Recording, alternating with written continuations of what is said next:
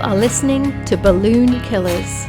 I'm your host, Chrissy Riley, and each episode I'll be talking to someone from the world of cowboy mounted shooting, which is one of the most exciting and fastest growing equestrian sports. Hold on to your hats because it's going to get western.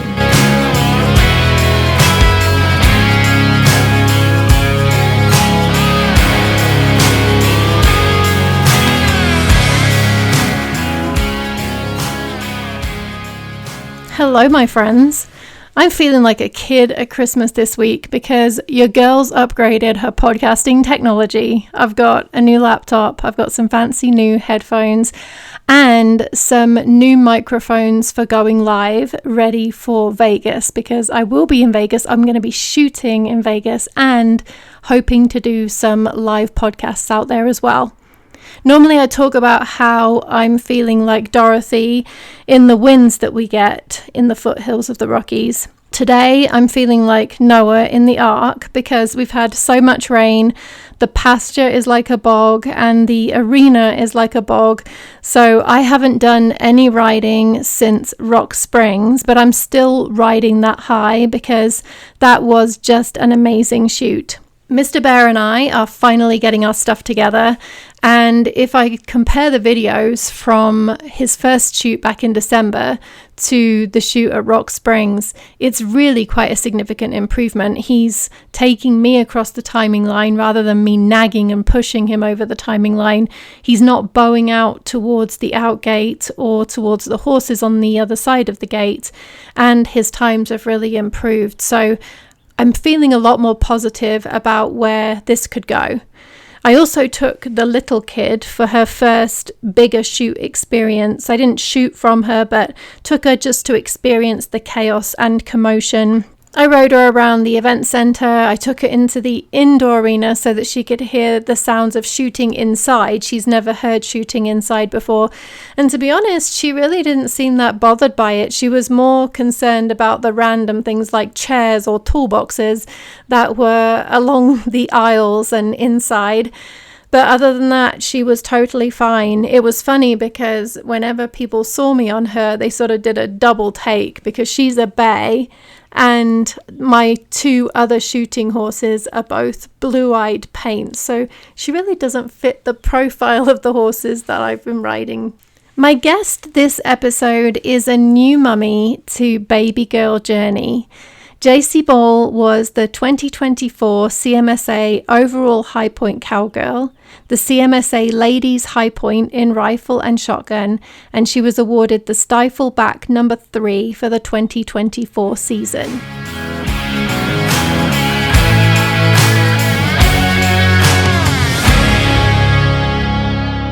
You've just been through a major life event. Tell us about that and how it has impacted your shooting. Absolutely. So God blessed me with the most beautiful baby girl on February 5th of this year. My husband and I had been praying to start a family, and he had given me the chance of running for points last year, but under the stipulation that once I was done, we would start trying to have a family together. And God has a funny way of giving you not just what you ask for, but making it 1,000 times better than what you could actually imagine. And so I found out that I was pregnant with our first child while I was in Wyoming shooting for the shootpony.com shoot that Dee Chapman and Paul Chapman put on in Rock Springs. Rock Springs, yay, I love that shoot. Yes. So I had hauled 3 horses out there, 2 for myself and 1 for a friend of mine. And that horse that I hauled out, she was actually bred. And me and her just before that never really got along. I butted heads with this horse, but Anthony Pinto, the friend of mine, he was going to just fly in. So she was a good, honest horse that Lonnie and I allowed me to take with on the trip for Anthony. And this mare was so nice to me. And it was just very odd because normally I would walk by her stall and she would pin her ears. And anybody that traveled around to shoots or saw Lonnie and I in 2023 when he was points chasing, this yellow mare that he ran named Biscuit, if you saw her, 9 times out of 10, her ears were flat back or she was swishing her tail, wanting to bite somebody, some horse. So when she was nice to me, it was the weirdest thing. I got home from Rock Springs and just felt that nudge in my heart of, take a pregnancy test. And sure enough, it said that I was pregnant. But I waited 24 hours again because I didn't want to get my hopes up. My husband and I had been trying for quite a while, but it just wasn't in God's plan yet Mhm. until then. And sure enough, in June, I found out that yes, I was pregnant and I was middle of the season chasing points and I wasn't ready to stop. I felt like I was strong enough to continue throughout the year because I had a goal in mind at the beginning of the year. Actually, really after I left Arizona, after the Winter Nationals, I had the mindset of I think I could chase points and be overall cowgirl for CMSA, and I wasn't going to let anything stop me. And not even getting pregnant, Mhm. which was a blessing. And so, yeah, I ended up chasing points up until October, and then had the agreement with my husband of I won't ride any or I won't shoot anymore after we went down to the World Championship in Amarillo.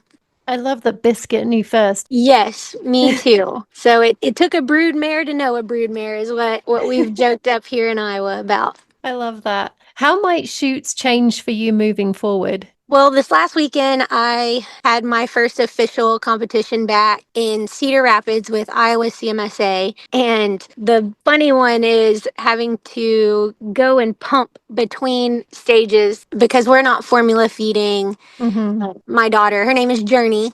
And we named her that because she is going to be the greatest journey of our lives. But a big one is I'm not really going to be traveling alone, which I didn't do much of that last year anyway. I was blessed to have my mom going to 99% of the shoots with me. And I truly love that because I'm not a very big female. And so traveling across the country alone with 2 to 3 horses at a time, a truck and trailer, a lot can go wrong, but a lot Hmm. can go right too. And it's just having the comfort of having that travel buddy. And the memories that I got to make were wonderful getting to do that with my mom. So yeah, this year I won't get to travel as often and of course won't travel alone. Like I said, I did go to Cedar Rapids this last weekend, and the funny thing too about taking Journey there with me was from Friday to Sunday, I really didn't get to hold my own baby very much because all of my shooting friends were wanting to hold her and wanting to look at her and just getting to meet her. And that was probably the most wonderful thing about my weekend was seeing other people light up when they looked at my daughter and seeing the love that they have for her already. And she's only 8 weeks old. A wrangler in the making. Exactly. I joke that 2037, she will be a ladies one. I'm counting down the days. And I love the photographs that you've been posting of your lovely family. I didn't know you before asking you if you would come on the podcast, but since I've been following you, oh, your pictures just make me smile. Thank you so much. But tell us about how you got into mounted shooting. So, mounted shooting specifically, I've ridden horses my whole life. I've been blessed in that way and did anything from barrel racing to I did trick riding for a little while. Anything that was in a Western saddle, I gave it a try just to say I did it. I never ventured to English. I didn't think I could stay in such a small saddle.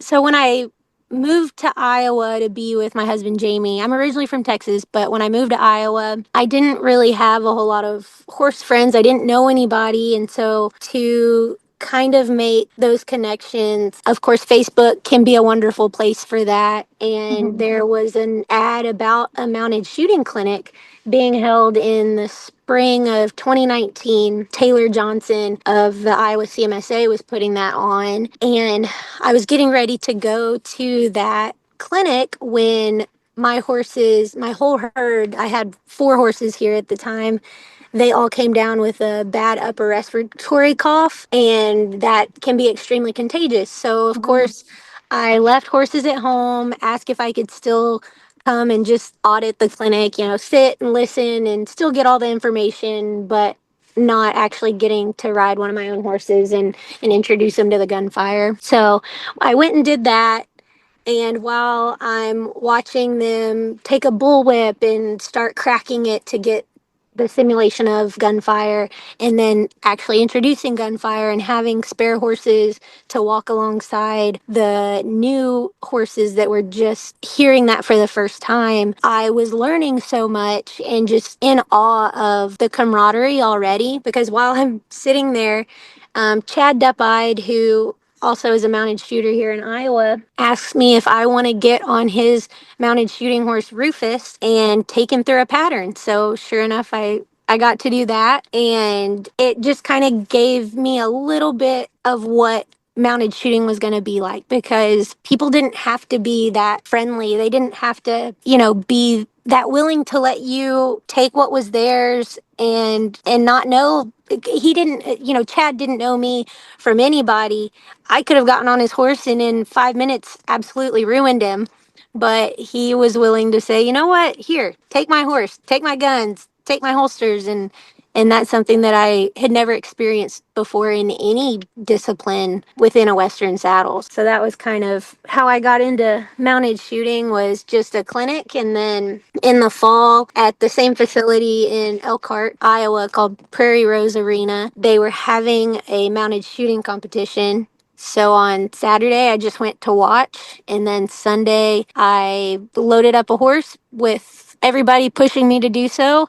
I showed up in a cowboy hat, Mhm. jeans, and that was really all that I had. Next thing I know, people are putting holsters on me, handing me all different kinds of guns, bird's head versus traditional grip, 5-inch barrels to 3 and 3/4 inch barrels, just letting me try anything and everything to see what was going to fit me best. And I still didn't know what I was doing. And in every other discipline, if a horse spooks at something, you typically want to turn them around and make them look at it, make them kind of face their fear. Well, mounted shooting is not that way. If your horse kind of spooks, you just like keep on pushing them, because you hope that they'll forget by the time you shoot the gun off again. And so I ended up blowing up my own horse because I didn't know what I was doing. She didn't know what she was doing. And anything with horses in a new discipline, one brain in the equation needs to know what's going on. Yeah. And unfortunately, my paint horse that I started out on, she can do everything else under the sun. She can have fireworks shot off of her back, but you pull a gun out and she is not having it. She kind of tosses her head and gives you a funny look like, you're not going to do that on me. But I was fortunate enough that after that first event, I got the bug and did not look back. I knew that this was the sport for me, and because I was from Texas, where guns are everywhere in every household, and all of us know how to ride horses before we can walk. So you put those two things together, and that is the ideal sport for a Texan, which also was kind of shocking that it isn't a bigger sport in Texas. But I think so many people are hooked on rodeo and your traditional barrel racing, pole bending, roping, all that good stuff, that people don't really venture out to the mounted shooting down there. And so I was fortunate to come to Iowa, where there are so many people that are involved in the sport that took me in. So your first horse didn't work out. Did you try another one of your horses and that worked out, or did you end up having to buy a new mounted shooting horse? I had another horse in my pasture that I didn't get along with just in regular day-to-day riding.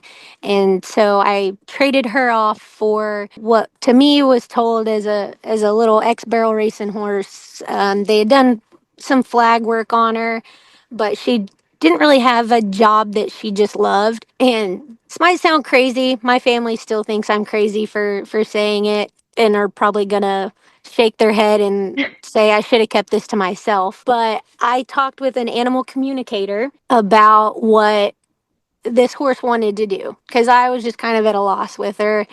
And she apparently told the animal communicator that she wanted to try the mounted shooting that I was doing with my paint horse. So I took this horse that's, not even 14 hands. She's a little bitty buckskin mare, and she was 14 years old at the time. Took her to a practice, and she maybe flinched a little bit, twitched an ear at the first shot, but after that it was game on, and she has loved her job ever since. She falls asleep outside of the arena, but the second that her feet hit the arena dirt, she is all business and just absolutely loves her job. Isn't that fascinating? You're the second person this week that has mentioned success with an animal communicator. Really? Oh my Yes. goodness. Okay, that makes me feel less crazy because my family has they have really given me grief over talking with an animal communicator. Well, it worked out. It did. It really did because she's been incredible. This little mare, I actually, when I got her, I started calling her Pistol before she ever went around the mounted shooting. So her name fit, and she got me all the way up to a ladies four. Well, I think I know how you're going to answer this question, but I'm going to ask it anyway because maybe you'll surprise me. But what do you love about the sport? I feel like every person that you have asked so far on Balloon Killer says it, but it is without a doubt the God fearing, horse loving people who are so willing to loan you anything that you need to be successful. I mean, I've been at shoots where a horse came up sick or lame or what have you, and I've watched people that are in the same class give up their horse or say, "Hey, my horse is already saddled. You run at the top of the class, I'll run at the bottom on the same horse." And they've gone out and beat the owner of the horse or whatever, and just things like that. It's like you don't see that in other sports. Like barrel racers don't loan out their horses when their competitor's horse comes up lame or can't make the call. And another thing that I do love about this sport is it's such a bring what you've got kind of atmosphere. So you don't have to have the most expensive horse, the most expensive tack, the nicest rig. Everybody that's at a shoot, there's nothing there that makes the dollars that you spend or the dollar value that you bring to the table a factor. And so that's what I really do love about the sport of mountain shooting is, and there's no judging either.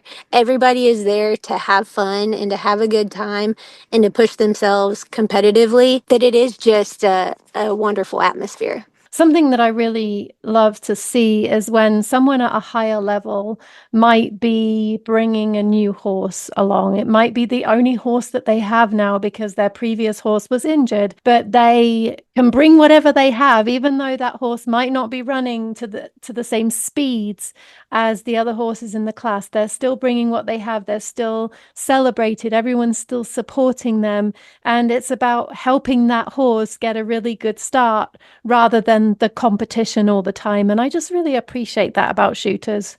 Absolutely. What's your day job, and how does that work with or against your passion for mounted shooting? So when you sent me the questions ahead of time and my husband and I were reading through them, he laughed at this question because I am blessed to not have to have a job. Before having our child, I always joked that I was a stay-at-home goat mom because a lot of people in Iowa know this about me. I have a 6-year-old house goat. And then now raising our daughter, and any female that has had a newborn in the house and has children, they can tell you that that is 1000% a full-time job in itself, especially for I feel like first time moms. You don't really know what you're getting into, and you can read all the books, take all the classes, get all of the advice, and everyone's journey with their child, no pun intended, is different. I get to say that I'm a stay-at-home mom for my job. And that's more than a full-time job. Stay-at-home moms and moms in general, they are working more than full-time because babies sleep on their own schedule, they get up on their own schedule and wake up on their own schedule. And so I definitely celebrate what you're doing. And I think we also need to talk about your house goat because I think I need to figure out how to make this happen in my house. And I think you might have some tips on that.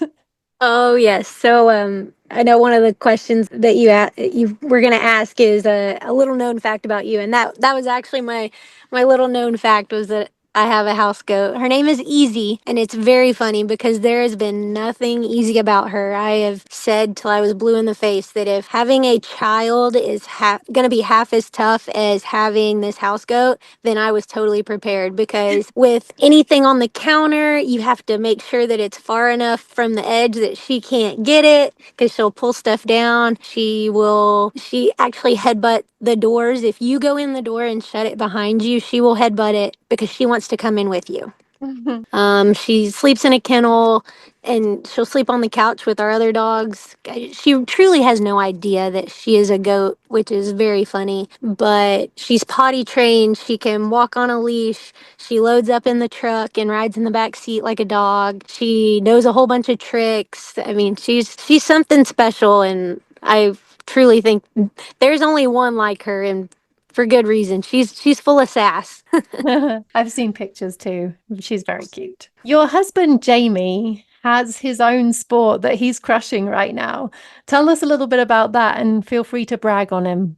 Oh, absolutely. So Jamie races sprint cars, and he does that in Knoxville, Iowa, where we live, which is really convenient for him because it's about a 5 mile drive over there. And he was actually the Knoxville Raceway 2024 track champion. And the really nice part about the sport he does and mounted shooting is they're different on the surface, but at the root of it, it's the exact same. So Jamie and I all last year, both chasing championships of our own, we were able to have such great conversation when we were, riding the highs of our sport and when we were deep down in the lows because again it is very much the same with his he points chases each night that he runs and beats somebody he gets x number of points just like mounted shooting. And it's very much a mental game because in his sport and in ours, you can be your worst enemy or your biggest asset. And consistency is key when you're chasing points, but running for your individual wins is also just as exciting. So that was something that was really nice last year was that we could talk about that and still relate, but it also made for a lot of moments where we were looking at each other like, well, that's the pot calling the kettle black. Because if I had a bad shoot and was down in the dumps on myself and he would try to pick me back up, I would say, I feel like I just said this to you last week when you had a bad week. So that was really fun for us to be able to do, and then also to reach such big accomplishments in both of our sport during a year when, yes, we were so excited about that, but we honestly were more excited for the year to be over because that meant 2025 was here, and that was the year that we were getting to bring new life into this world, and that was truly what we focused on all last year. So you were both chasing points last year. How do you juggle your commitments to both of your respective sports while supporting each other? It does get hard because both of our sports are during the summer month on weekends. And it's nice for Jamie because, like I said, the racetrack that he was competing at, was running for his championship, was 5 miles from home, which made it also nice for me because that meant he was going to be home every night and he could take care of the dogs, the goat, the other horses that I was leaving back home for me to go and be gone to Las Vegas for a week, down to Shelbyville for 2 weeks, going out to Pennsylvania, Virginia, Wyoming, everywhere that I was getting to travel to. And so yeah, just that was a great way for him to support me, and I'm forever grateful that he was doing that for me. When you chase points, how do you choose the shoots that you're going to go to? For people who might not know what chasing points is or how to do it? That's a really hard thing to navigate if you don't understand kind of what you're looking for. So when you're points chasing, you want to find the shoots that are going to have the most people and that are going to have, 10 times the points, 8 times the point. I think Wyoming Rock Springs had, I think it was either 12 or 15 times the points. So stuff like that you want to look for and make sure that you're going to those and doing well is the other thing. If you go all the way out, let's say I went from Iowa to Vegas and unfortunately I did not have a shoot that I really wanted to have. I think I missed maybe 5 total balloons across the 5 stages. Mhm. It really almost made my trip out there worthless, Yeah. unfortunately. But because I was able to go to so many other shoots, I kind of was able to make up for my poor performance out there. So it's really just kind of a big game of finding where the most shooters are going to be at and where you can accumulate the most points.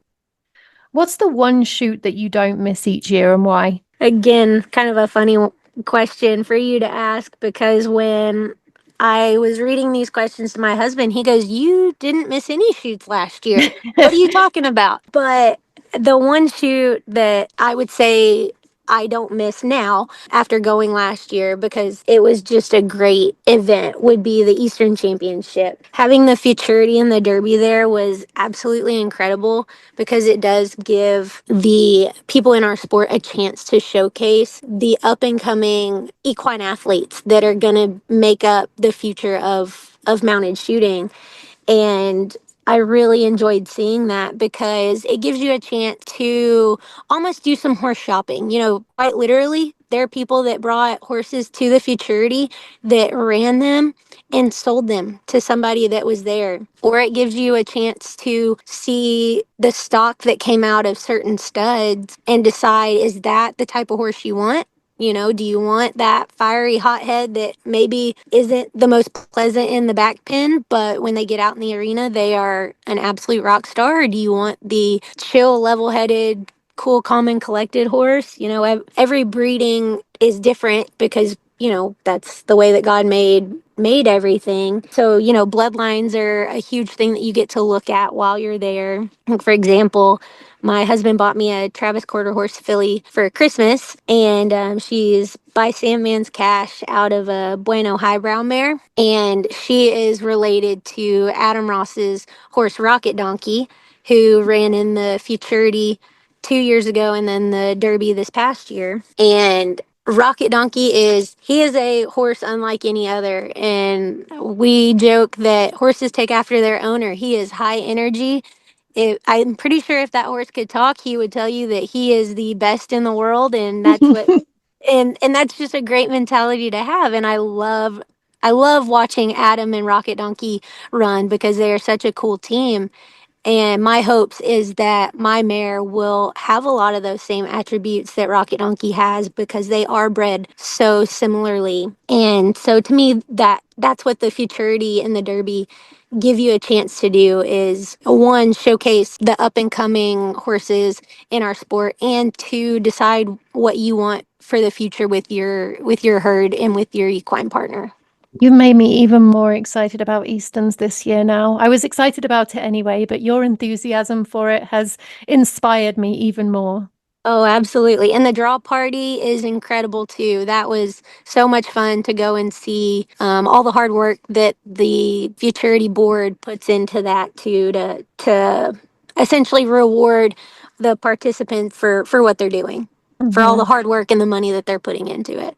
What's your favorite pattern and why? And what tips do you have for running it? For me, course number 62 is my favorite. Most everyone calls it the barrel bender. You have 3 barrels on the left hand side of the arena, and your balloons are kind of scattered throughout in a straight ish line.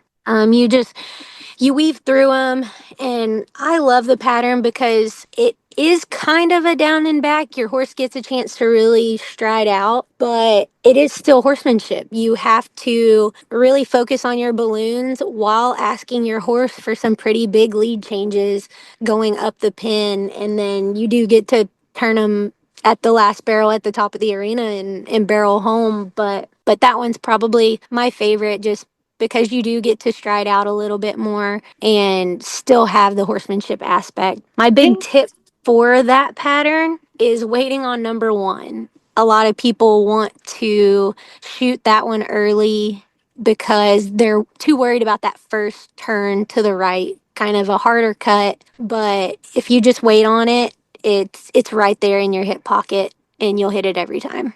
Yeah, I think that one's one that a lot of people have said is their favorite. What's the win that you're most proud of and why?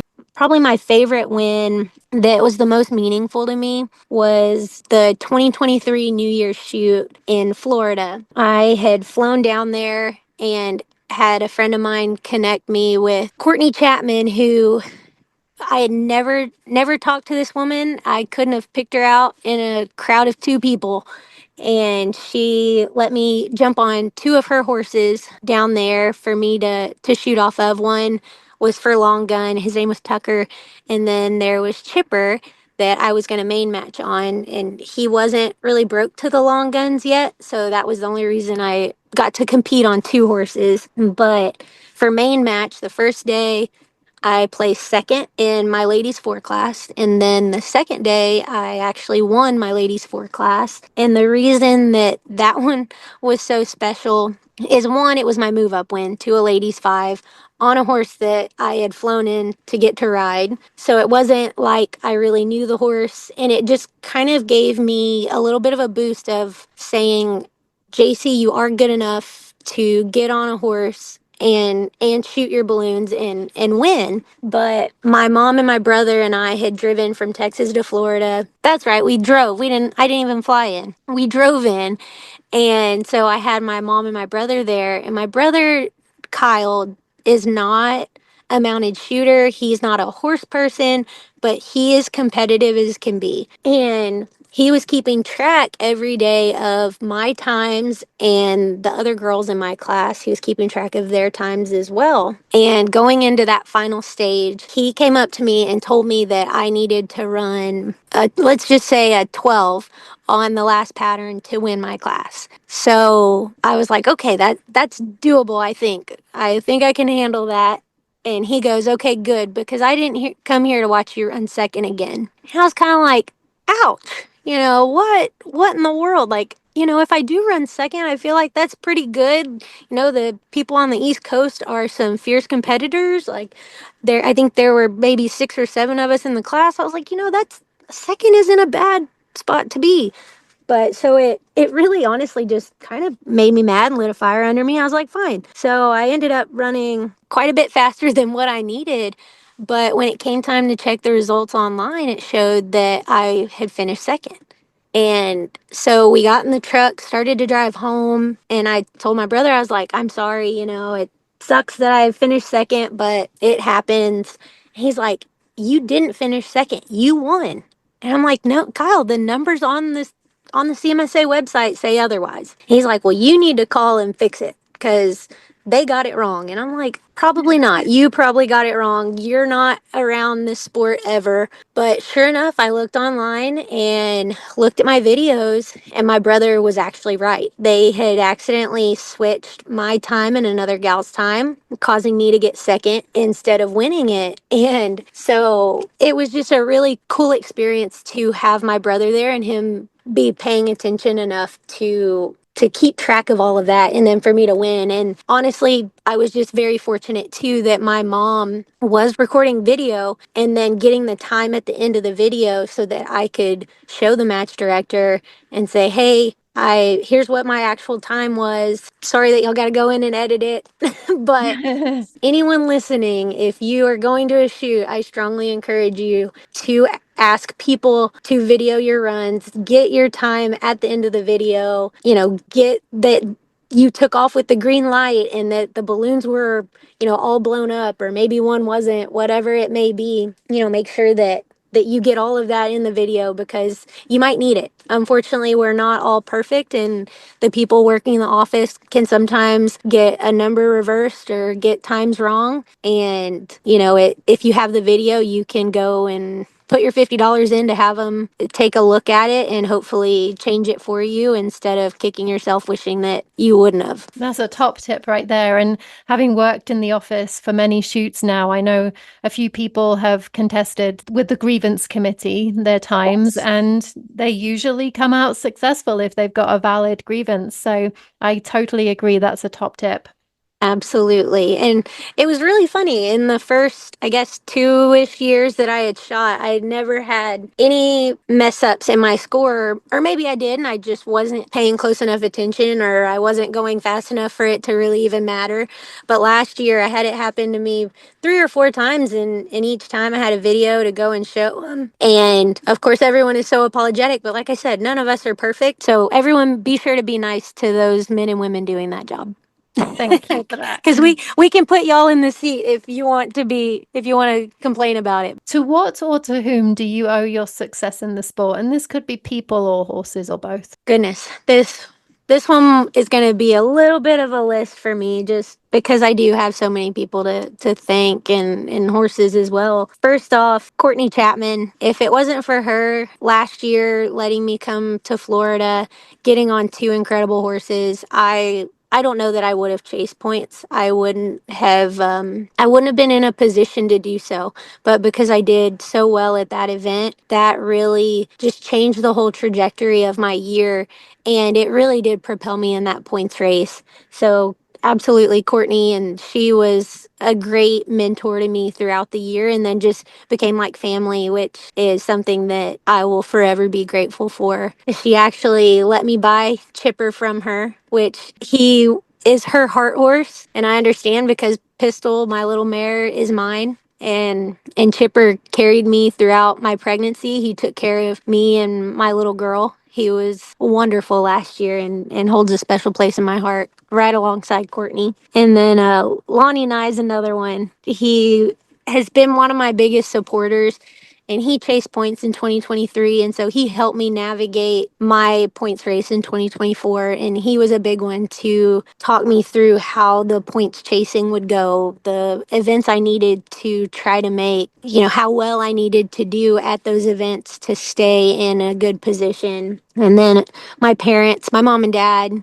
were incredible for me last year. My mom, like I said, traveled all over the country with me, which was fantastic because we got to make some of the most wonderful memories together that I'll cherish for my entire life. And I hope one day I get to make them with my daughter. And then my husband, Jamie, for allowing me to go and chase my dream of being the overall cowgirl, while he stayed home and took care of all the other animals that I thought I needed at some point in my life. And then another great one is actually Adam Ross. If you ever get a chance to talk to Adam right before your run, you need to do it. I'm fortunate to be in a class with his beautiful wife, Miss Sheila Ross. And so Adam is always down in the loading pen with us. And he will make you feel like every time you step foot in the arena that it's a chance for you to set a new world record. And he has a way of just lighting that fire under you and making you feel like you are the greatest in the world. And that's something that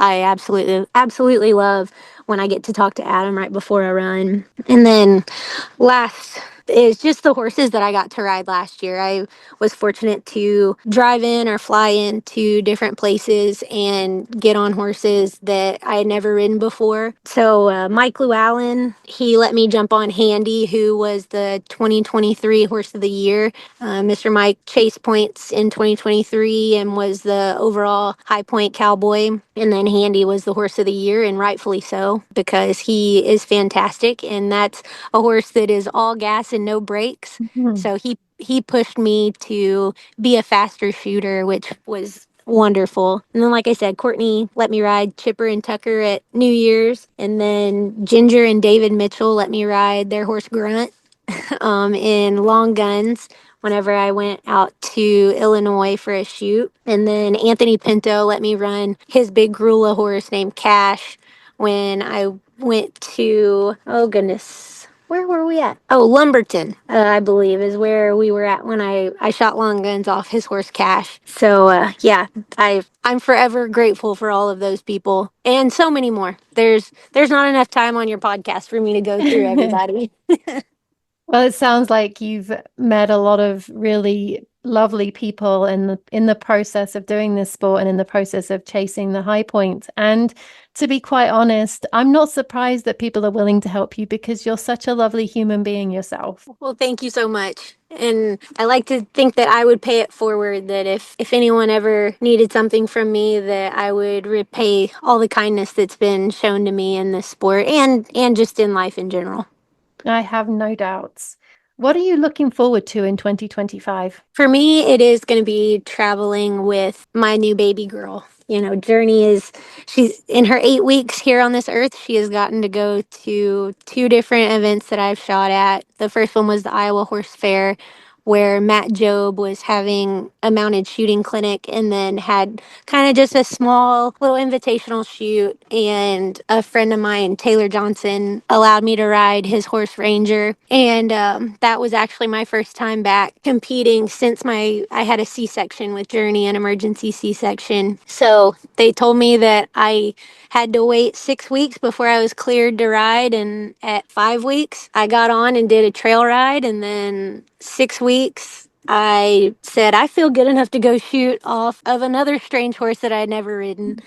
And then last weekend, I was in Cedar Rapids shooting with Iowa CMSA, and Journee got to go to that, and it was just wonderful. I'm also very excited for 2025 to essentially run like every stage is my last, because like I've mentioned, last year when I was running for points, I needed to stay consistent. I needed to hit my balloons. I didn't have to win every event. I just needed to stay within the top few. And so this year I get to, like I said, run every stage like it's my last, because I'm not looking at any end goals. I'm gonna be at those events for the now, and hoping to get a few more ladies 5 wins. I have 2 right now, but I'd love to jump up to a ladies 6, because that would, if I'm able to do that, I would be the first ladies 6 in Iowa. So that would also be a really cool goal. But I know I'm chasing some pretty good females in that competition as well, like Sheila Ross, Jocelyn Marner. Those 2 are pretty fierce competitors here in Iowa. And we have some other ones that are about to be coming up. We got some ladies 4s in Iowa that are really bringing their A game this year, and no doubt are going to be in the ladies 5s before long. Well, I wish you all the best for this year, both in your shooting and with Journee. Congratulations on the birth of Thank your you. new little one. Thank you so much. And for any cowgirls out there that are, struggling with the idea of starting a family or chasing your dreams in a sport, you can do both. God has made us capable of doing both. And the one thing is just making sure you have a great support system, and you can accomplish anything. So, and if anybody wants to or needs some support, just call me, because I will talk your ear off about it and happily be that support for you if you need it.